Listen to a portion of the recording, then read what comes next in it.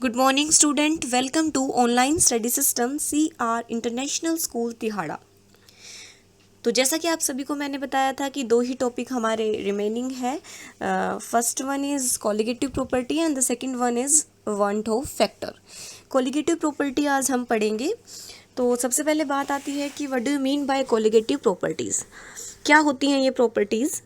Colligative property solution की वो property है जो डिपेंड करती है number of particles of solute पर, doesn't depend upon the nature of solute. अब इस बात को समझो, मैंने बीकर लिया, इसमें पानी है, सोलवेंट है, अब मैं सोल्यूट ऐड कर रही हूँ, चाहे मैंने उसमें सोल्ट ऐड किया हो, चाहे मैंने शुगर ऐड किया हो, चाहे इथाइलिन ग्लाइकोल ऐड किया हो, मैंने कुछ भी इसमें ऐड किया हो, इस पर डिपेंड नहीं करेगी कि मैं इसमें क्या ऐड कर रही हूँ, बस इस पर डिपेंड करेगी कि मैंने कितनी क्वांटिटी जो है वो सोल्यूट की ऐड की है। Means depend number of particles of solute, quantity of solute ज़्यादा है कम है, ना कि नेचर पे करेगी कि सोल्ट है या शुगर है, सो ऑन। ठीक है, तो ये थी कोलिगेटिव प्रॉपर्टी। अब इसका मतलब कर लेते हैं कोलिगेटिव। कोलिगेटिव वर्ड जो है ये बना है को और लिगेयर से, लैटिन वर्ड हो जाते हैं ना। को का मतलब होता है टुगेदर, लिगेयर मतलब लिंक करना।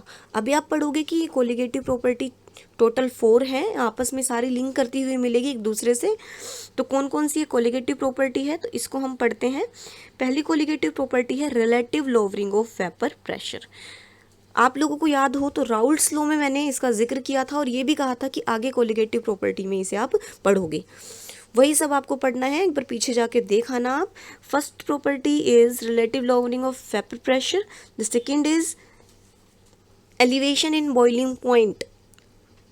एलिवेशन मतलब बढ़ना, बॉइलिंग पॉइंट का बढ़ना, आगे आपको पता चलेगा किस तरीके से बढ़ता है या घटता है।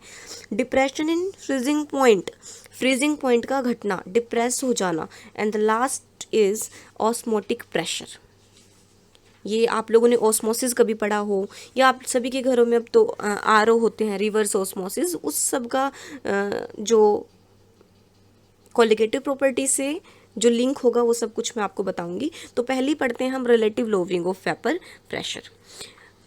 राउल्ट्स लॉ में आप लोग जाओगे तो आप लोग देखोगे कि मैंने आपको बताया था कि relative lowering of vapour pressure, पहले इसका मतलब समझो। Lowering of vapour pressure, vapour pressure lower हो रहे थे कब, सोचो। एक प्योर था, प्योर के वेपर ज़्यादा बनते हैं। भाई पानी लिया, पानी के वेपर ज़्यादा बनेंगे, और उसमें सोल्ट पार्टिकल डाल दिया मैंने, सोल्ट क्या करेंगे, उस सोलवेंट की जगह ऑक्यूपाई कर लेंगे, उसके वेपर नहीं बनने देंगे, तो वेपर प्रेशर कम हो जाएगा।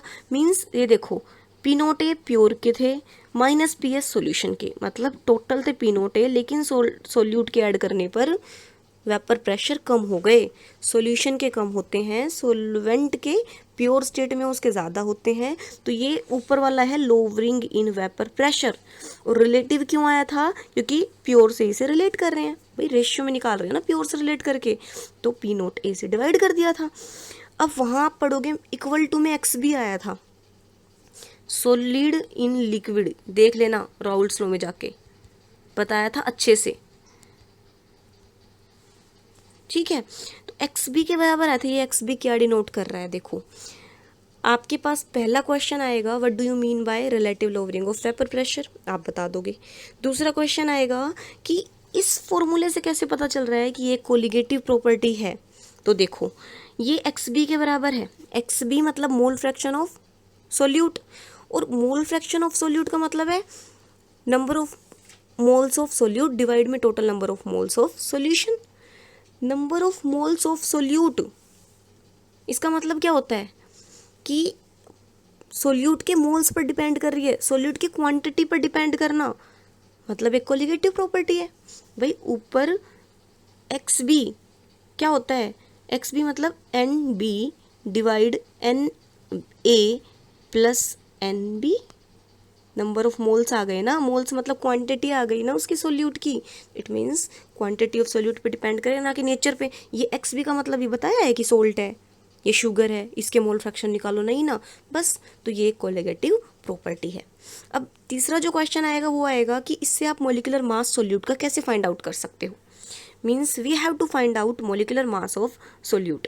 चलो इसकी तरफ आगे बढ़ते हैं। तो इससे पहले मैं आपको बता दूं कि आप लोगों को पता होना चाहिए कि हमारे पास वही फॉर्मूला मैंने पुट कर दिया एक्स बी की बजाय, N2 अपॉन में N1 प्लस N2 या NB अपॉन में NA प्लस NB। अब N2 जो है, अच्छा मुझे एक बात बताओ कि अगर सॉल्यूशन डाइल्यूट हो, डाइल्यूट मतलब उसमें पानी बहुत ज़्यादा हो, तो इन दोनों में से N1 तो हो गया सोलवेंट, N2 हो गया सोल्यूट। जब ये बहुत ज़्यादा होगा N1 तो हम N2 को क्या कर देंगे, नेगलेक्ट। इसका मतलब मेरा ये जो फॉर्मूला है ये N2 डिवाइड N1 के बराबर आ जाएगा। Means p naught A minus p A divide में p naught A is equal to किसके बराबर आ गया मेरे पास, N2 डिवाइड में N1। अब N2 number of moles of solute, formula put किया W2 by M2 given mass by molar mass, ऐसे N1 given mass by molar mass, 1 है तो 1 लगा दिया, 2 था तो 2 लगा दिया। ठीक है, मेन जो था हमें क्या करना था, हमें M2 फाइंड आउट करना है, मोलिकुलर मास ऑफ सोल्यूट। तो M2, अब आपके पास मैथमेटिकल कैलकुलेशन है वो आप सभी कर सकते हो, देख लो एक बार, मैं करा भी देती हूँ आपको। W2 बाई M2, वो जो M1 था वो ऊपर चला गया और W1 नीचे आ गया। अब देखो आपको निकालना है M2 molecular mass of solute, तो इसे ऊपर ले जाना, बाकी सारे टर्म को नीचे ले जाना, आ जाएगा M2।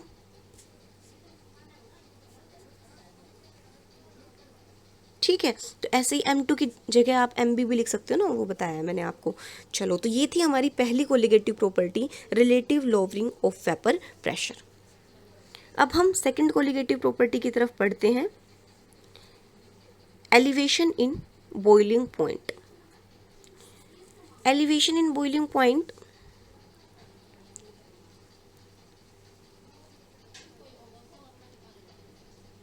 Second property, elevation in boiling point. देखो, एलिवेशन का मतलब होता है बढ़ना, बॉइलिंग पॉइंट का बढ़ना। बॉइलिंग पॉइंट क्या है पहले तो ये पता लगाना ज़रूरी है, पहले भी बताया है अब फिर से बता रही हूँ। बॉइलिंग पॉइंट मतलब एक सब्सटेंस बॉइल हो रहा है, वैसे तो बॉइलिंग पॉइंट एक टेम्परेचर है, किस पॉइंट पे बॉईल हो रहा है मतलब किस टेम्परेचर पर, तो ये एक टेम्परेचर है। सोचो कोई सब्सटेंस बॉईल कब होगा, वाटर बॉईल कब होगा, 100 डिग्री पर, मतलब जब उसका जो अंदर के जो वेपर प्रेशर है वो एटमॉस्फेरिक प्रेशर के बराबर आ जाए।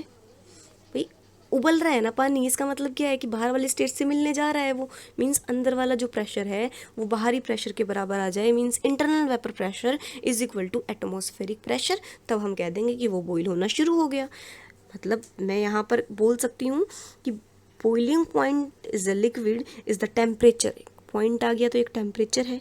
कब बॉईल होगा सब्सटेंस, जब उसके वेपर प्रेशर उस लिक्विड के, जो लिक्विड हमने ले रखा है इसके वेपर प्रेशर किसके बराबर हो जाए, बाहर के वेपर प्रेशर के, तभी तो ऊपर जाएगा वो बॉईल होगा।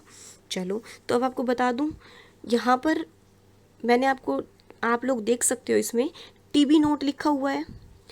TB नोट, नोट मतलब प्योर लिक्विड, B मतलब बॉइलिंग पॉइंट, मतलब टेम्परेचर है ना, TB बॉइलिंग पॉइंट, प्योर के लिए हम नोट दिखाते हैं और सीधा TB लिख दिया, मतलब ये सॉल्यूशन का बॉइलिंग पॉइंट है। मुझे बताओ कि आपको किस केस में ज़्यादा टेम्परेचर देना पड़ेगा बॉईल करने के लिए, प्योर में या फिर सॉल्यूशन में। भाई प्योर में तो सिंपल लिक्विड है वो जल्दी बॉईल होगा, और सॉल्यूशन में सोल्यूट पार्टिकल भी हैं तो वो बॉईल होने नहीं देंगे, तो हम ज़्यादा टेम्परेचर बढ़ाएंगे बॉईल कराने के लिए। इसका मतलब मैं कह सकती हूँ कि TB जो है मतलब सॉल्यूशन का जो टेम्परेचर है वो ज़्यादा देना पड़ेगा TB नोट से, ये जल्दी हो जाएगा बॉईल, ये देर लगेगी तो ज़्यादा टेम्परेचर दो इसे बॉईल करने के लिए। TB greater than TB note. आगे पढ़ते हैं, ये सारी बातें मैंने वही लिख रखी है कि वाटर में सोल्यूट ऐड किया, सोल्यूट स्पेस ले लेगा सॉल्वेंट का, वेपर प्रेशर कम हो जाएगा, तो हमें ज़्यादा टेम्परेचर देना पड़ेगा वेपर प्रेशर बढ़ाने के लिए। लेकिन प्योर लिया तो प्योर में आप पढ़ सकते हो, सारा वही है, देखो नीचे प्योर लिया, नो सोल्यूट, लाइन लगा देती हूँ, कोई सोल्यूट नहीं है, ओनली सोलवेंट पार्टिकल है, सो मोर अमाउंट ऑफ वेपर, कम से कम टेम्परेचर पे ज़्यादा वेपर बन जाएंगे। ठीक है, तो सॉल्यूशन लिख भी दिया, सॉल्यूशन में ज़्यादा टेम्परेचर देना पड़ेगा तब जाके कहीं वेपर बनेंगे, और सॉल्वेंट में लेस टेम्परेचर देकर भी आप ज़्यादा वेपर बना सकते हो। ठीक है, ये थ्योरी पार्ट लिख दिया ताकि आपको समझ में आ जाए। चलो अब डायग्राम से इसे समझने की कोशिश करते हैं, क्या कह रहा है ये डायग्राम, इम्पोर्टेंट भी है। मैं बना रही हूँ वेपर प्रेशर और टेम्परेचर के बीच में डायग्राम। वेपर प्रेशर, वेपर बनना एक टेम्परेचर पर बनेगा। सोचो, मैंने सबसे पहले मैंने यहाँ ना एक पॉइंट लगाया हुआ है, ये पहले मैं दिखा देती हूँ। ये देखो, ये लाइन लगाई हुई है, ये लाइन रिप्रेजेंट कर रही है, देखो ये पॉइंट है, ये पॉइंट है वेपर प्रेशर का जब 1 एटमॉस्फेयर प्रेशर हो जाए। मतलब जो सॉल्वेंट हमने लिया है वो उसके वेपर बनने शुरू हो गए हैं, और जो सोल्यूट और सॉल्वेंट लिया है उसके भी वेपर बनने शुरू हो गए हैं। इक्विलिब्रियम वाला पॉइंट नहीं होता। हाँ भाई, चलो मैं बताती हूँ अब आपको। मान लो मैंने यहाँ पर, ऐसा करते हैं नेक्स्ट वीडियो में, एक बार बता देती हूँ मैं, नेक्स्ट वीडियो में अच्छे से समझा दूंगी। मैं कह रही हूँ यहाँ पर कि एक, इसको यहाँ से मिलाती हूँ, देखो ये टेम्परेचर वाली एक्सिस है, ठीक है। तो एक फिक्स्ड रूम, मैंने एक लिक्विड रखा हुआ है यहाँ, वाटर। वाटर जो है ये इसका रूम टेम्परेचर पे रखा है, तो कोई ना कोई टेम्परेचर तो होगा। तो मान लिया यहाँ पर जी ये रूम टेम्परेचर है, ये वाला, ठीक है, रूम टेम्परेचर है। इस टेम्परेचर पर जैसे जैसे मैं टेम्परेचर बढ़ाऊंगी तो इसके वेपर बनने स्टार्ट हो जाएंगे। एक ये स्टेज देखो, इस पे वेपर बन चुके हैं, तो ये इससे मिला दिया मैंने, और इसको नीचे वाली लाइन से मिला दिया।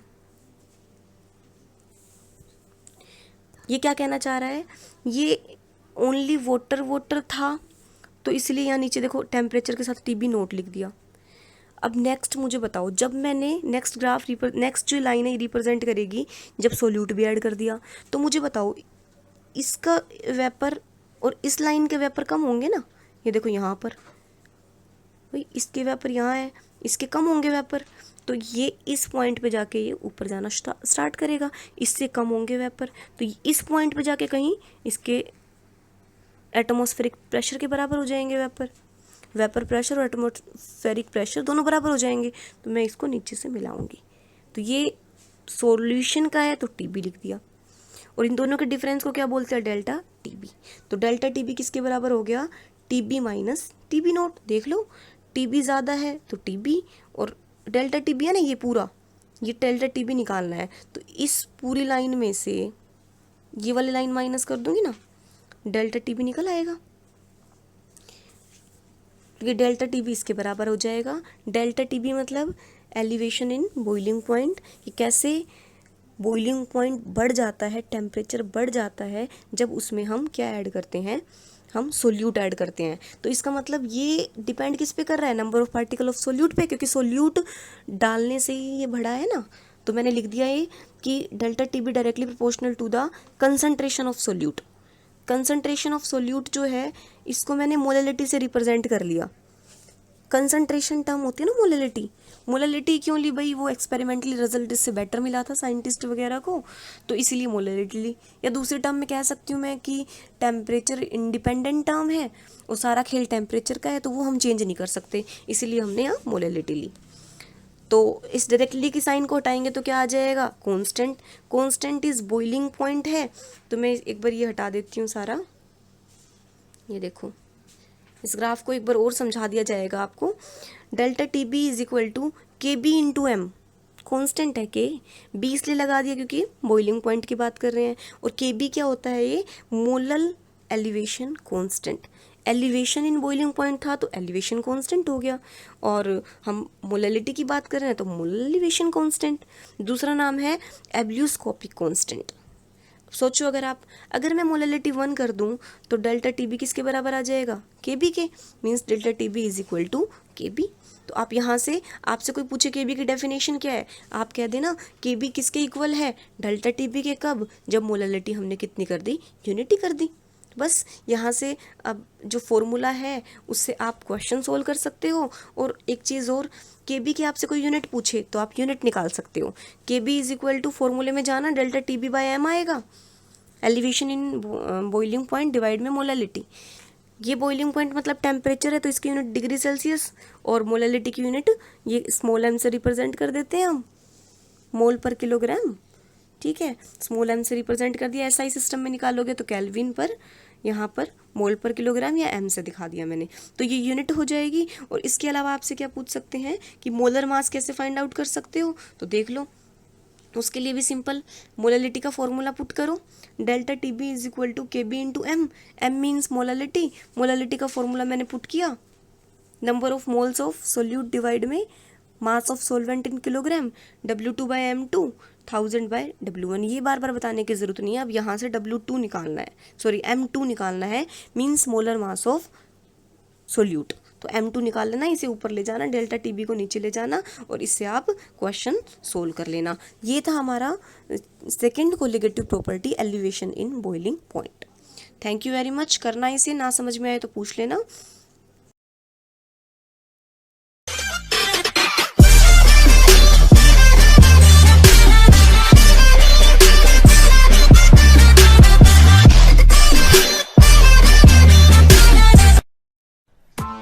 Press the bell icon on the YouTube app and never miss another update.